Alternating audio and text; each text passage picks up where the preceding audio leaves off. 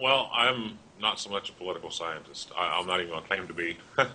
But one thing that I do find interesting, though, is the general population's outlook on this stuff.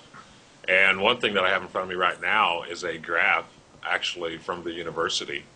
That was, I don't know if this was performed by Dr. MAGHRAOui. I hope that's right. That's fine. Okay. But I know one of the questions that were asked on this was, are Islam and democracy compatible? And which position is closer to yours? And it's really interesting the way this turned out, because where it says, is it possible for Islamic countries to be democratic, 56% said yes, and 41% said they were incompatible. So I think when you look at the overall perception that people have of the areas, I think that is just as important as any quote-unquote political science. Because if you look at the views of the Arab people, it says, what is your overall opinion of each of the following groups?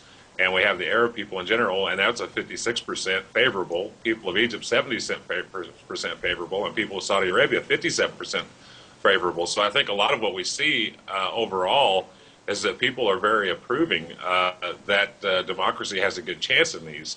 And one of the real things that I found interesting was that the U.S. position towards the uprisings in these countries and responding to the popular uprisings in the following countries do you think the U.S. should, and the choices were express support for demonstrators not take a position and express support for the government.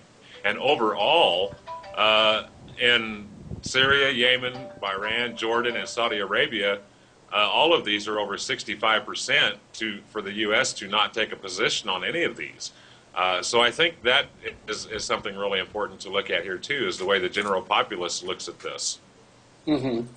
Yeah, I mean, this question of Islam and democracy is really a very important one. But let me state it this way. I think that the people in the region, from Morocco to Egypt to Indonesia, aspire for the same social rights and basic political rights as other people. That is, I mean, they want a good system of education for their children. They want a reliable health care for their sick and their elderly. They want some kind of accountable governance, the rule of law. I mean, all of these are indicative of desire for democracy and for dignity, and no one is going to say, well, no, I'm opposed to social justice, to opportunity, to social benefits because it is incompatible with Islam. I mean, that being said, I mean, when people say, yes, Islam is compatible with democracy, democracy does not mean only majority rule. It doesn't mean that if we Egyptians voted for some anti-democratic or racist or whatever discriminatory laws, that means that they are acceptable on democratic principle.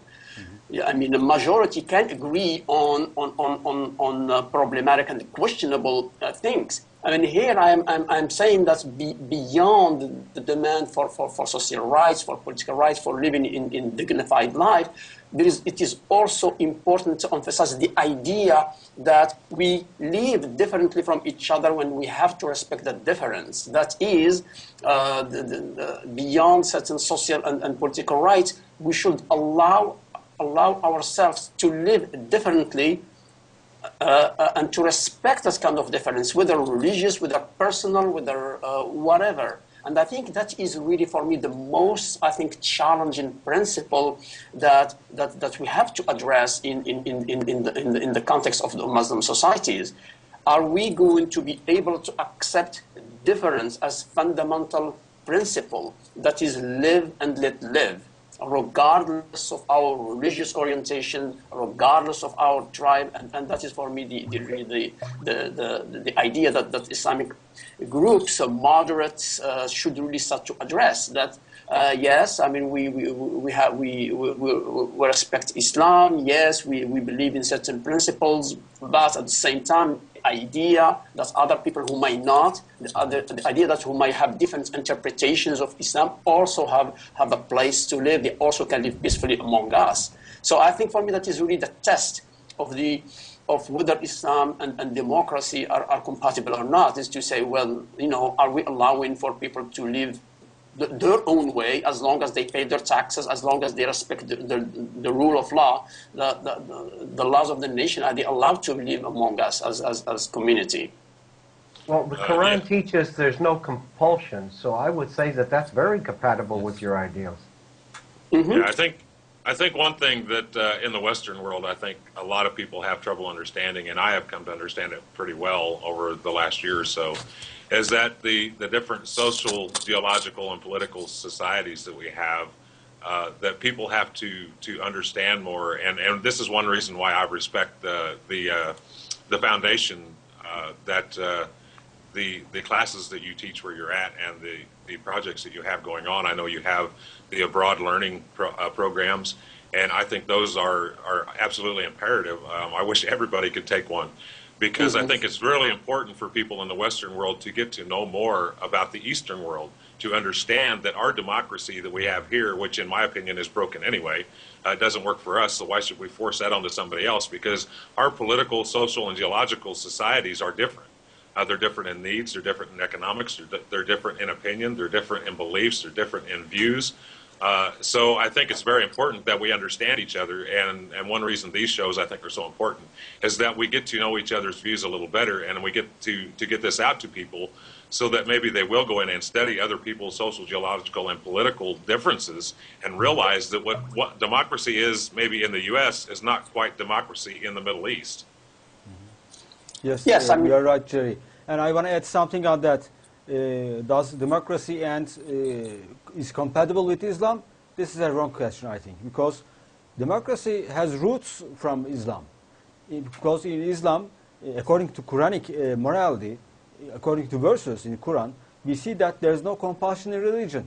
So it's haram. It's totally prohibited to exert force, to make someone, force someone to believe in something, to believe in Islam, for example, to believe in God, to believe in Allah, to force him is totally prohibited. So because there is no compulsion in religion, you are only there to tell something, to inform someone about religion, to inform something about someone about the truth. Other than that, hidayah, enlightenment only belongs to Allah, according to the verses in the Quran. Other than that, you have to be respectful for anybody, for any idea in the society, according to Quran.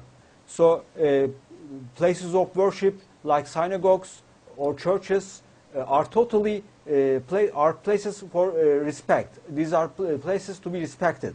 Even at the time of war situations, there is no bloodshed for people that has nothing to do with war, that are not soldiers, are totally forbidden. So there is no compulsion. There is total democracy.